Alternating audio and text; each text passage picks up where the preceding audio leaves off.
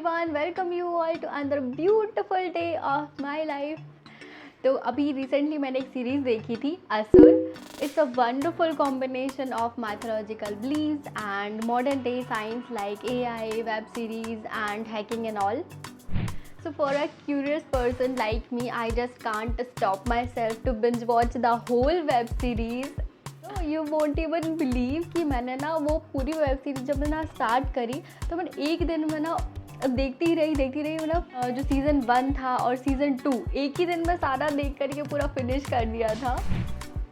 You get just hooked by the story कि अब आगे क्या होगा. Such a fresh and really ही ऐसा कंटेंट जो होता है वो देखने मिलता है जिसमें पहले के ज़माने में मतलब जो क्या बिलीव्स होते थे उस चीज़ को भी बहुत ही अच्छे से रिप्रेजेंट करा गया है और मतलब मॉडर्न डे की चीज़ों को भी जो होता है काफ़ी मिला जुला के काफ़ी अच्छी जो होता है वो स्टोरी राइटिंग करी गई है. और अगर आपने अभी तक नहीं देखी है तो you must watch it. I promise कि आपको बिल्कुल भी रिग्रेट नहीं होगा इसको देख करके. हाँ, ये कोई स्पॉन्सर्ड वीडियो नहीं है और ना ही मैं यहाँ पर कोई रिव्यू करने वाली हूँ. मैं जस्ट उसके बारे में बात करने वाली कि हम इस जो वेब सीरीज़ है उससे क्या क्या चीज़ सीख सकते हैं. वैसे तो इस वेब सीरीज़ में बहुत सारी चीज़ें हैं जिनके बारे में हम सीख सकते हैं और समझ सकते हैं, पर हम यहाँ पर सिर्फ 3 इम्पॉर्टेंट चीज़ों के बारे में ही बात करेंगे. So the very first point is कि हम सब में असुर हैं. So while watching this series I have realise that कि जब भी हम किसी दूसरे पर्सन को देखते हैं कि उनको कोई सेल्फ डिसीजन लेते देखते हैं या फिर कोई ऐसा काम करते देखते हैं जो कि हमें गलत लगता है तो हम बहुत ही आसानी से उसको बुरा बोल देते हैं. बट जब बात आती है हमारी और अगर हम भी उसी सिचुएशन में होते हैं तो हम अपने आप को बुरा नहीं बोलते.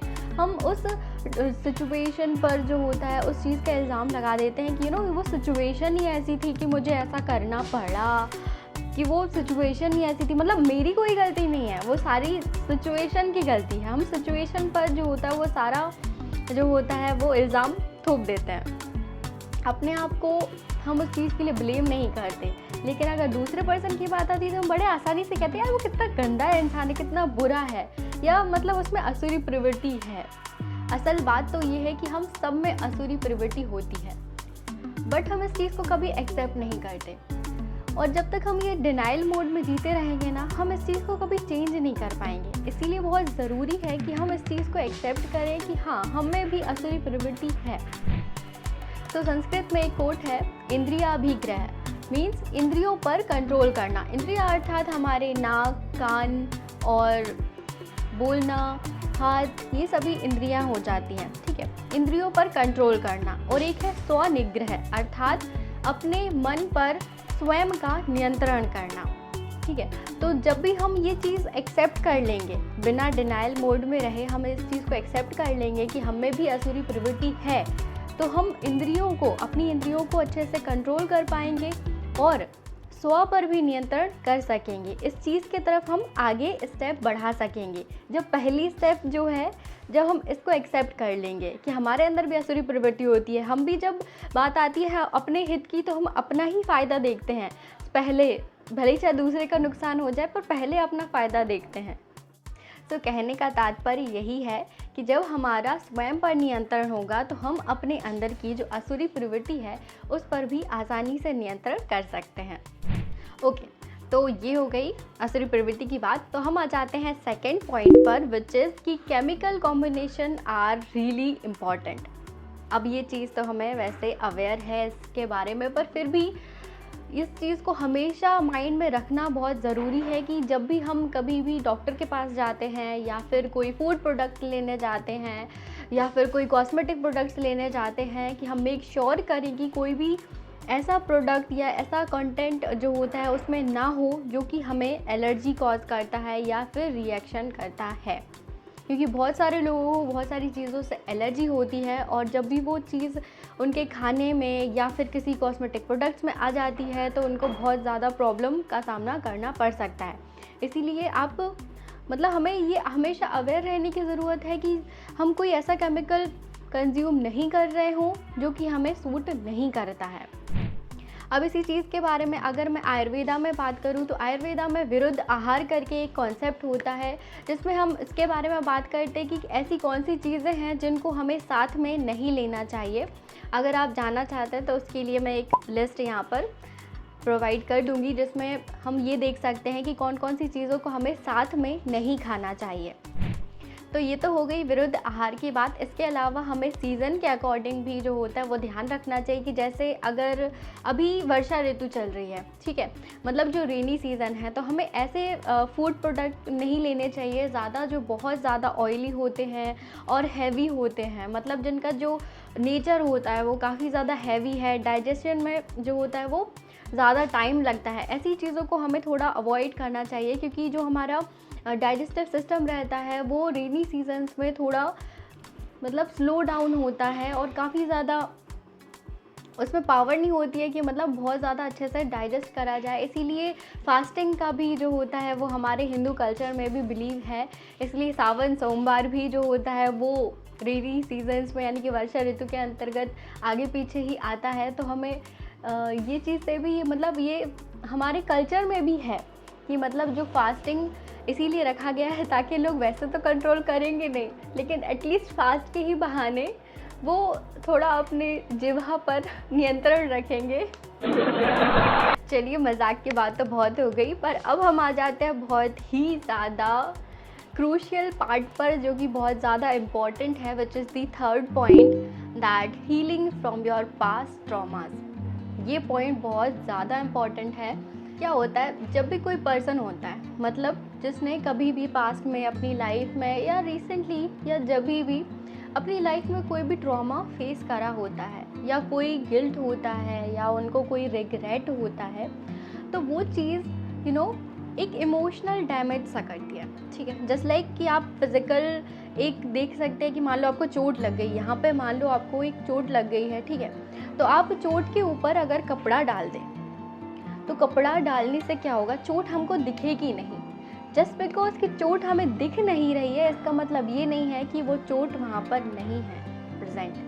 अगर आप उस चोट को ठीक करने के लिए मेडिसिन नहीं लेंगे और अगर उस चोट को ठीक करने के लिए प्रॉपर ट्रीटमेंट नहीं करेंगे तो वो और ज़्यादा बढ़ती जाएगी और धीरे धीरे वो अंदर ही अंदर और ज़्यादा टॉक्सिसिटी को बढ़ाती जाएगी और वो धीरे धीरे और ज़्यादा मतलब जहर को फैलाती जाएगी।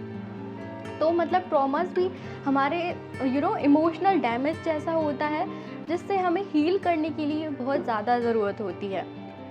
अब क्या होता है, ज़्यादातर हम जब भी इमोशनल ट्रॉमा से गुजरते हैं तो फिर हम उस चीज़ को ना भूल जाने की कोशिश करते हैं। तो ये भूल जाना बिल्कुल उस पर कपड़े रख देना जैसा है।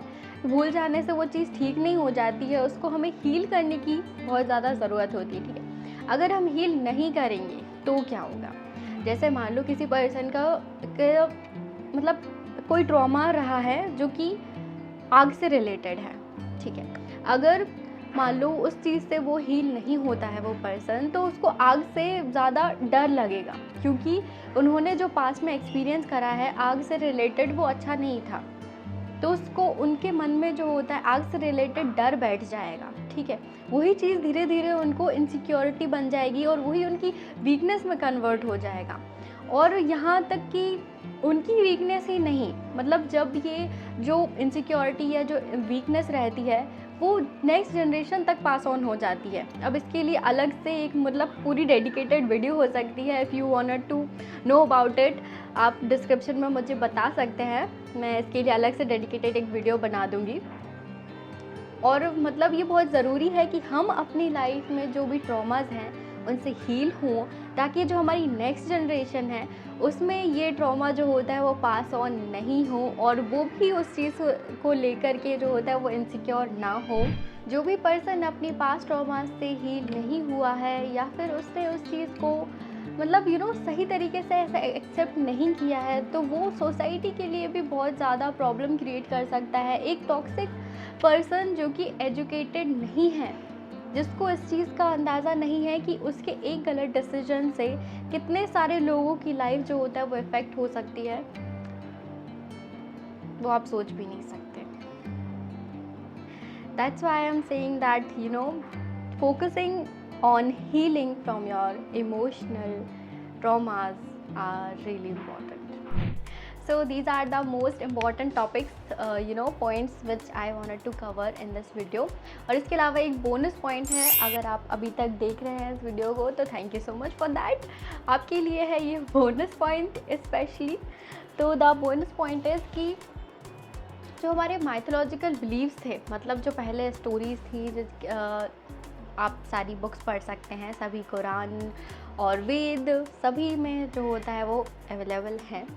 उनसे रिलेटेड जो बिलीव्स हैं उसको एक आइडिया बना करके, और जो मॉडर्न डे जनरेशन में एआई टूल्स हो सकते हैं और बहुत सारी वेब डिज़ाइनिंग है और बहुत सारी ऐसी चीज़ें पॉसिबल हो गई हैं जो कि पहले सिर्फ एक इमेजिनेशन थी, बट अब आप उसको एक्चुअली एग्जीक्यूट कर सकते हो बहुत ही आसानी से. तो आप उनको मिला करके एक नया कॉन्सेप्ट बना सकते हैं, एक नया आइडिया जनरेट कर सकते हैं जो कि इस वर्ल्ड को और ज़्यादा बेटर प्लेस बनाए और लोगों की प्रॉब्लम्स को सॉल्व करे. So that's it for today. I hope you guys like it. Then don't forget to hit the like button, subscribe to my channel, and I will see you guys in the next one. तब तक के लिए take care, bye bye.